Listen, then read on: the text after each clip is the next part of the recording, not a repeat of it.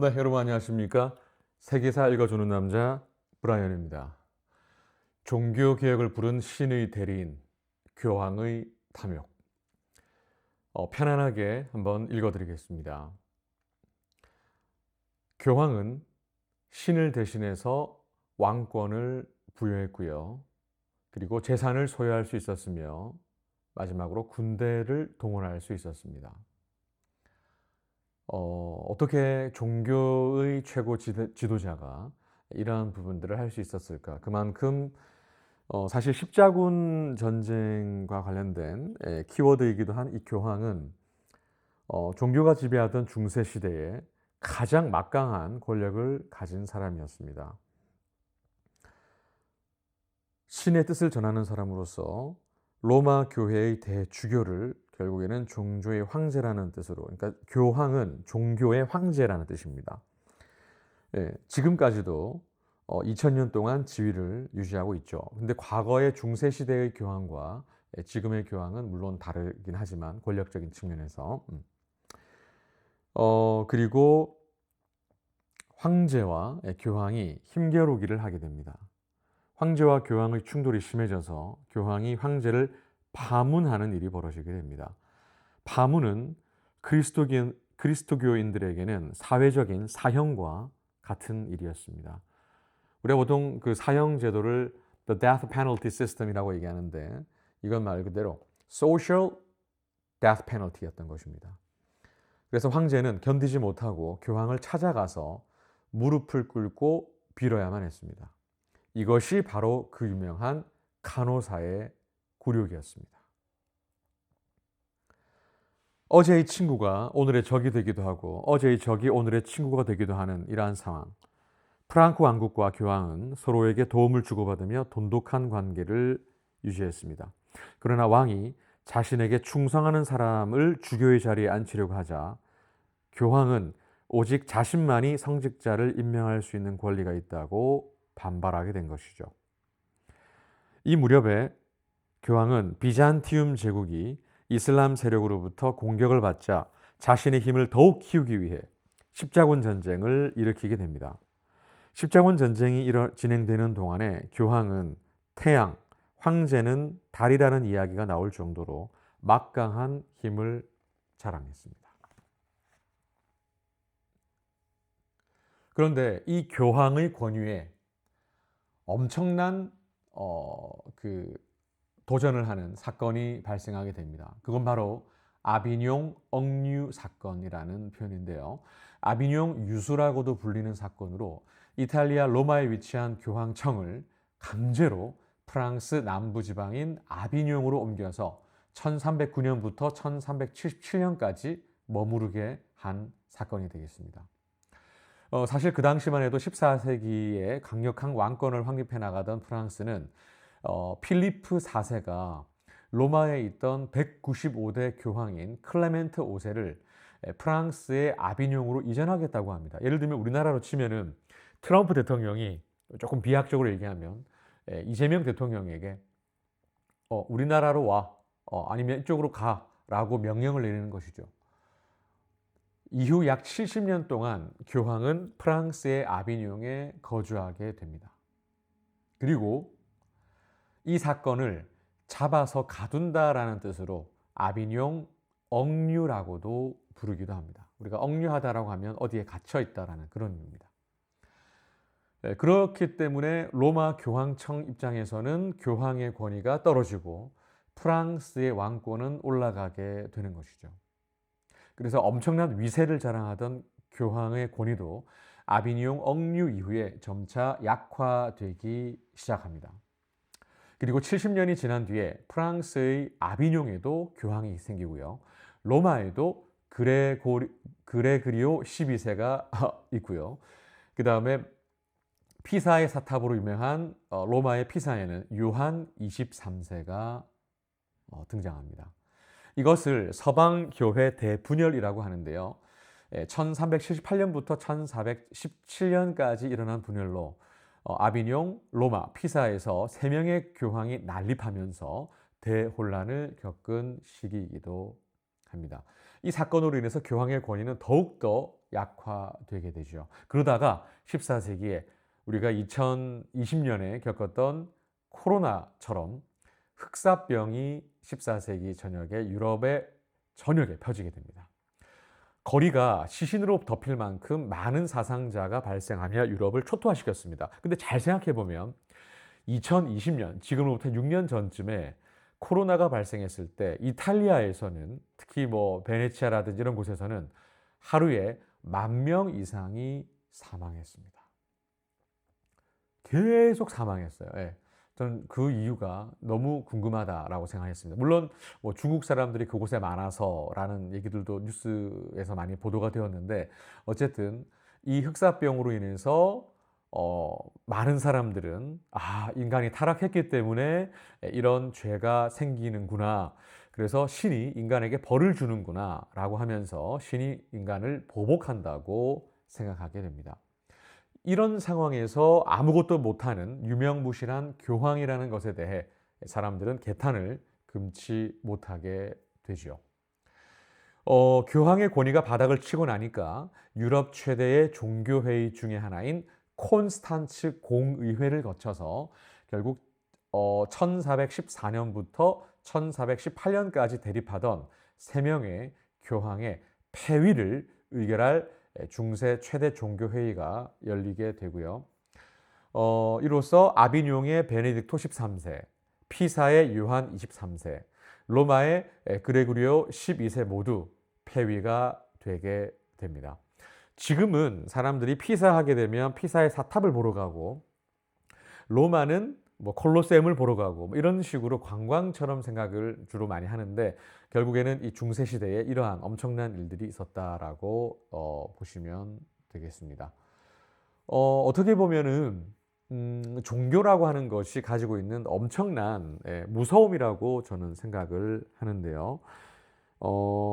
황제가 교황 앞에 무릎을 꿇고 빌었던 사연, 그리고 크리스트교와 이슬람교는 정말 원수 사이였을까라는 질문, 그리고 베니스의 샤일록이 떼돈을 번 비결, 이런 것들을 학생들이 어떤 지식을 암기하는 측면에서 공부하지 않고 꼼꼼하게 이해를 한다면 아마 한국사뿐만 아니라 세계사도 대단히 재밌지 않을까라는 생각을 합니다.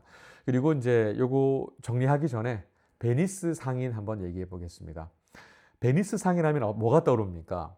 피도 눈물도 없는 고리대금업자가 샤일록이 고리대금업자 샤일록이 생각날 것입니다. 베니스 상인은 모두 샤일록처럼 돈만 아는 지독한 사람들이었을까요? 라는 그런 말씀을 드리고 싶은데요. 그래서 한번 키워드를 제가 베니스의 상인이라고 한번 써보겠습니다. 네.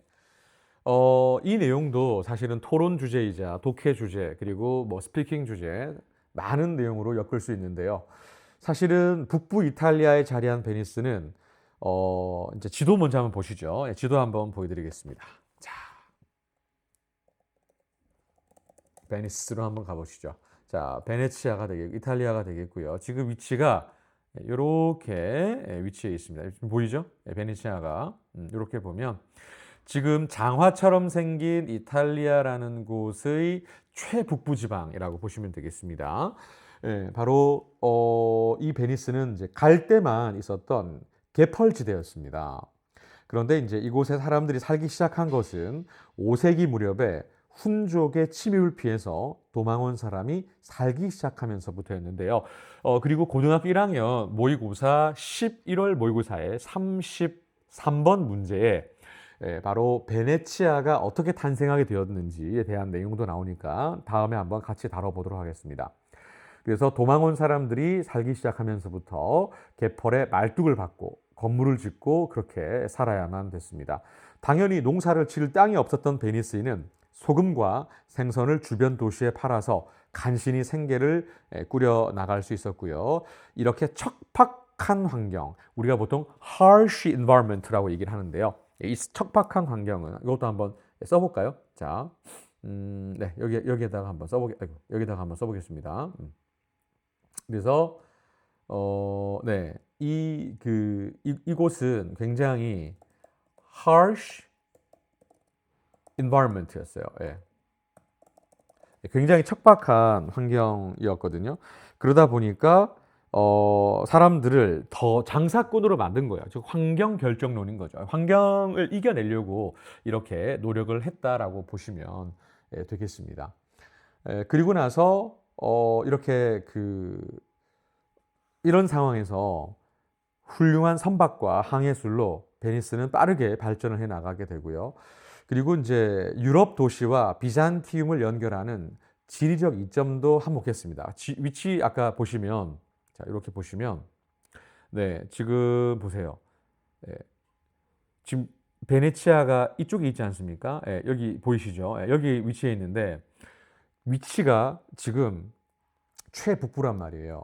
예, 그러니까 비잔티움으로도 향하는데도 굉장히 좋고, 그다음에 유럽 전역에 가는 것이 굉장히 지리적인 이점을 했다. 이제 이걸 우리가 보통 geographical advantage라고 얘기를 합니다.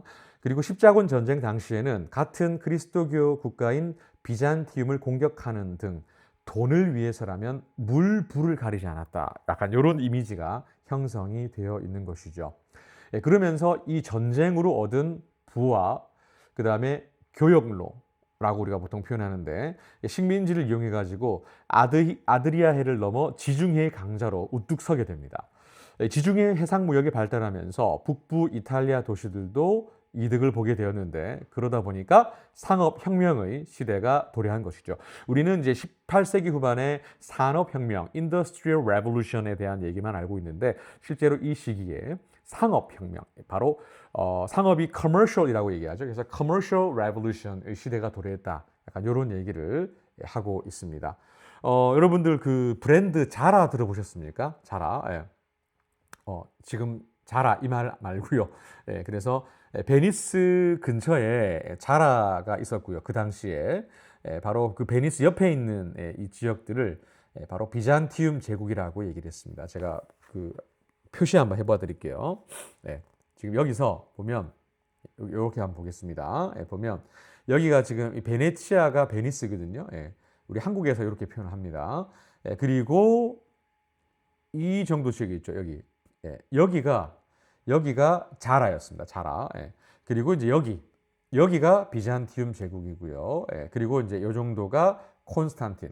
이렇게 되겠습니다. 그래서 지금이야 이 지역이 이제 불가리아, 그 다음에 보스니아 이런 지역이 되겠지만, 그 당시에 우리가 고구려 백제 신라가 거쳐서 지금의 경상도, 전라도, 뭐 북한 이런 쪽이 되겠지만, 결국 이런 내용들을 잘 알아두시면 좋지 않을까 싶습니다. 그러니까 결국에는 상업혁명이 생기면 뭐가 생기겠습니까? 결국에는 금융업이 생기겠죠. 돈이 돈을 낳기 시작하고 고리 대금업자가 베니스와 주변 도시에 넘쳐나게 됩니다. 북부 이탈리아의 이 부가 그 유럽을 근대로 이끈 르네상스를 불러오게 됩니다. 신 중심에서 결국에는 이제 인간 중심으로 와서 우리가 보통 휴머니즘이라고 얘기를 하죠. 바로 이런 내용이 결국에는 십자군 전쟁의 키워드이기도 하고, 베니스의 상인이라는 이런 표현들도 마찬가지고요. 그리고 다양한 부분들. 그리고 이탈리아 가면은 궁금하지 않습니까? 어떻게 물 위에 저 도시를 세웠을까라는 게 대단히 저는 궁금하더라고요. 이탈리아를 가봤을 때. 그래서 땅이 없어서 물길을 따라서 배를 타고 이동하는 모습을 보면은 곤돌라가 지금 왔다 갔다 하는 그런 배를 곤돌라라고 하거든요. 그래서 이탈리아어로, 그러니까 베네치아는 이탈리아어다라고 보시면 되겠습니다. 베네치아는 이탈리아어. 알겠죠? 한국어로는 베니스라고 얘기를 합니다. 이렇게 이해를 하시면 되겠습니다. 관광 도시고요. 대단히 좀 과학적으로 잘 지어졌다, 이렇게 보시면 되겠습니다. 그리고 나서 이제 항상 우리가 기억해야 되는 내용 중에 하나가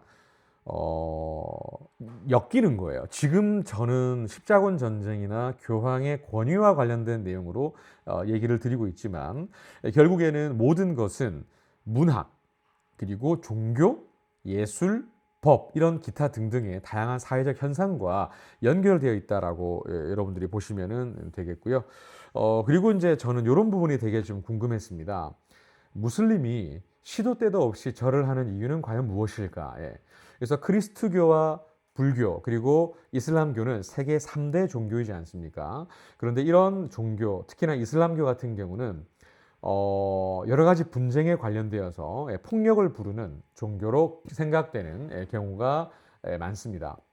하지만 이슬람교는 다른 종교와 마찬가지로 평화와 사랑을 강조한다라고 얘기하는데, 바로 이슬람교의 경전인 쿠란이라고 하는 부분에 교리가 자세하게 담겨 있다, 이렇게 보시면 되겠습니다. 그래서 사실은 좀 너무 깊게 들어가지 않고 마지막으로 예루살렘 얘기만 하고 마무리를 한번 들어보도록 하겠습니다. 자, 예루살렘 한번 보겠습니다. 영어로는 Jerusalem이라고 얘기하는데요. 예루살렘 한번 가보도록 하겠습니다. 자, 지금 예루살렘이 큰 내용 보이죠? 이렇게 지도를 좀 크게 위에서 보도록 하겠습니다. 네, 여기입니다. 자, 이렇게 지금 우리가 지구는 둥근데 이렇게 여기 있습니다. 예루살렘. 네, 보이시죠? 자, 예루살렘은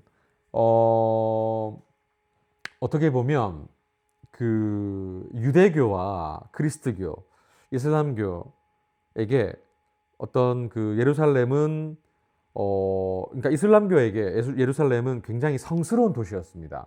그런데 우리가 보통 이 예루살렘을 뭐라고 얘기합니까? 성지라고 얘기합니다. 그죠? 성지. 자, 한번 한국어로 써볼까요?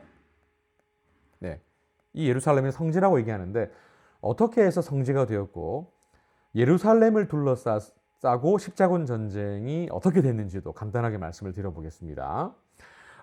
사실 여기가 지중해지 않습니까, 여러분? 네, 여기가 지중해입니다.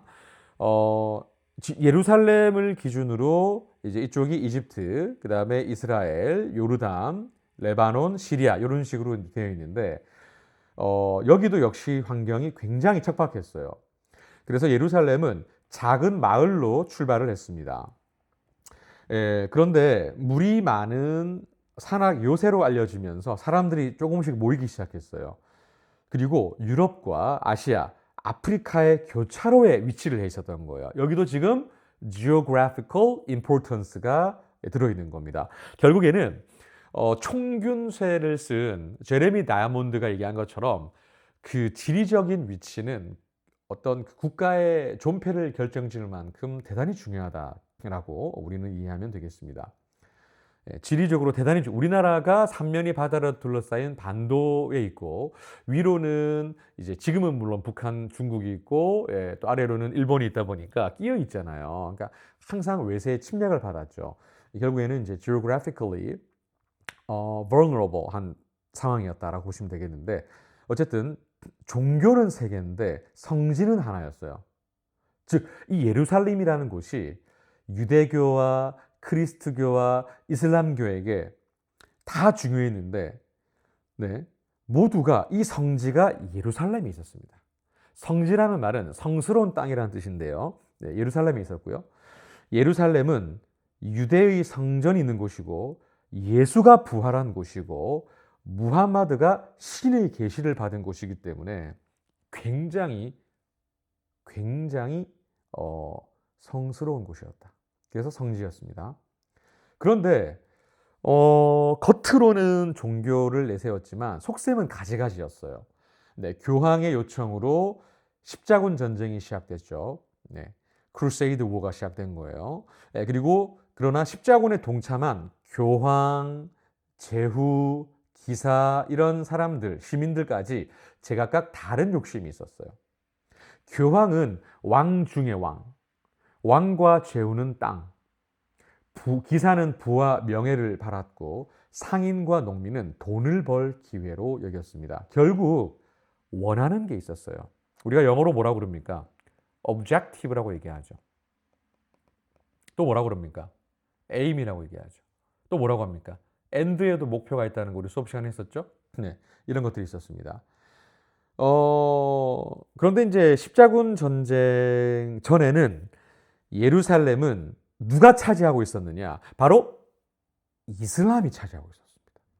이슬람 교도는 돈을 내면 다른 종교의 순례를 막지 않았습니다. 그러던 중에 이슬람 교도가 순례자를 죽인다는 헛소문, 루머가 퍼지면서 그리스도교인들의 분노가 들끓기 시작했습니다. 여기서는 앵거라는 단어를 쓰는 게 아니라 바로 rage라는 단어를 써야 되겠습니다. 예, 엄청난 분노라는 의미가 되겠고요. 그래서 결국 17차례에 걸친 십자군 원정은 유럽에 엄청난 변화를 가져왔습니다. 1차 원정 외에는 큰 성과가 없었고요. 당연히 교황의 권위는 바닥에 떨어졌고요. 이슬람 문화를 받아들여서 유럽 문화는 빠르게 발전했고요. 정말 그 God, 신의 시대가 굉장히 길었지 않습니까? 바로 그 시대가 끝나고 있었다. 그리고 나서 여러분들이 이제 학교에서 배우는 이제 르네상스가 나오게 되겠거든요. 그래서 여러분들은 마지막으로 우리가 정리하기 전에 이렇게 공부 한번 해보면 좋겠습니다. 너무 길면 지루하죠. 자, 르네상스를 한번 쳐보겠습니다. 여기다가 자, 르네상스는 크게 두 가지 표현으로 많이 쓰이는데요. The period of time in Europe between 14th and 17th centuries when art, literature, philosophy, and scientific ideas became very important and a lot of new art, etc. was produced라고 돼 있어요. 역사적으로 봤을 때 14세기에서 17세기 사이에 있었던 유럽의 시기이고 예술, 문학, 철학 이런 과학적인 사고들이 굉장히 중요해졌고 많은 예술도 결국 만들어지게 된 시기였고요.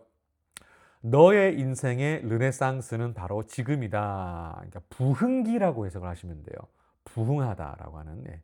그래서 여기서 더를 붙여서 The Renaissance라고 이렇게 고유명사에는 보통 더가 붙거든요. 이렇게 기억하시면 되겠고 만약에 소문자로 쓰게 되면 a new interest in something, especially a particular form of art, music, etc. that has not been popular for a long period라고 되어 있습니다. 즉 오랜 시간 동안은 그닥 인기를 끌지 못했던 특정한 형태의 예술이나 음악 이런 것들에 새롭게 관심이 생긴다. 우리 보통 역주행이라는 얘기를 많이 하죠. 예를 들면 뭐 사랑은 봄비처럼 이별은 겨울비처럼이라고 해서 제가 2003년도 4년도쯤에 알게 된 좋은 노래가 있는데 그 노래 대부분 모르더라고요. 그런데 지금 차트에서 역주행을 하고 있다. 그럼 예를 들면 뭐 Love is like spring, 그다음에 Depart is like winter. 이런 이 노래가 go into a Renaissance period 이런 식으로 표현을 할 수 있다라고 보시면 되겠습니다. 그리고 이 단어는 프랑스어에서 기원이 왔는데 바로 rebirth, 다시 탄생한다. 그래서 RE가 지금 있다는 거 보이죠? 네, 이렇게 이해를 하시면 되겠습니다. 네, 길다면 길고 짧다면 짧은 내용이었는데 지금 23분 정도 걸렸거든요. 자, 우리가 공부했던 부분들 다시 한번 상기하면서 마무리하고 끝내보도록 하겠습니다. 자, 제가 무슨 얘기를 했을까요? 베니스의 상인 얘기를 했었습니다. 그래서 여기서 harsh environment라는 얘기가 나왔고요. 고등학교 1학년 모의고사 제 기억이 맞다면 2016년 자, 또 이런 거 한번 해볼까요? 미리 찾아보지는 않았어요. 2016년 2016년 아니면 2015년 정도로 기억을 합니다. 지금 약 10년 전이죠. 아마 그건 분명히 맞을 거예요. 그런데 그때 33번 문제였고요. 베네치아의 그러한 비극이, 즉 베니스의 비극이 결국에는 이제 비극으로만 끝난 게 아니라 새롭게 탄생하게 된 계기가 되었다라고 하는 그런 좀 희망을 주는 메시지의 영어 지문으로 저는 기억을 하고 있습니다. 여기도 harsh environment라는 단어가 저는 나온 걸로 기억을 하고 있습니다. 한번 제가 찾아봐 드릴게요. 이왕 이렇게 된 거 한번 찾아봅시다. 네, 마치기 전에. 자, 그러면 아마 여러분들이 조금 더 재미를 느끼지 않을까. 나왔습니다. 2015년 11월 경기도 교육청 모의고사였습니다. 제가 빠르게 한번 읽어보고 한번 마무리해 드리도록 하겠습니다. 자, 지금 보자. 이 내용을 네, 이렇게 제가 한번 여러분들에게 화면 바로 공유 한번 드리도록 하겠습니다. 자, 이런 게 최선을 다하는 거 아니겠습니까? 자, 그러면 보겠습니다. 자, 제가 화면을 열어서 카메라로 찍어 드릴게요. 자, 잘 보세요. 자, 보세요. 자, 읽어볼게요. Houses in flames, crops stolen, and hasty graves for the dead. This was the legacy of Attila's Huns, sweeping across the northern Italy and causing massive destruction to the remains of Roman Empire. But they unintentionally left another, more positive legacy as well. Refugees from burning cities were desperate to find safe refuge as things got worse. More Roman citizens streamed to the wetlands to avoid the mass killings and destruction on the mainland. Over the next few centuries, they transformed the tough surroundings into the architectural wonder. Venice. Built out of misfortune, Venice eventually turned into one of the richest and most beautiful cities in the world. Thus, 정답을 찾아서 댓글에 달아주시면 제가 학원에서 선물을 드리겠습니다. 네, 부모님도 참여하셔도 좋습니다. 보기 읽어드리겠습니다. Number 1. Harsh necessity can be the mother of glorious invention. Number 2. Excessive greed can give rise to unexpected disasters. Number 3. A good beginning does not always make a good ending. 4. An ounce of prevention is well worth a pound of cure. 5. Humans are powerless before the forces of nature. 네, 저는 지금까지 브라이언이었습니다.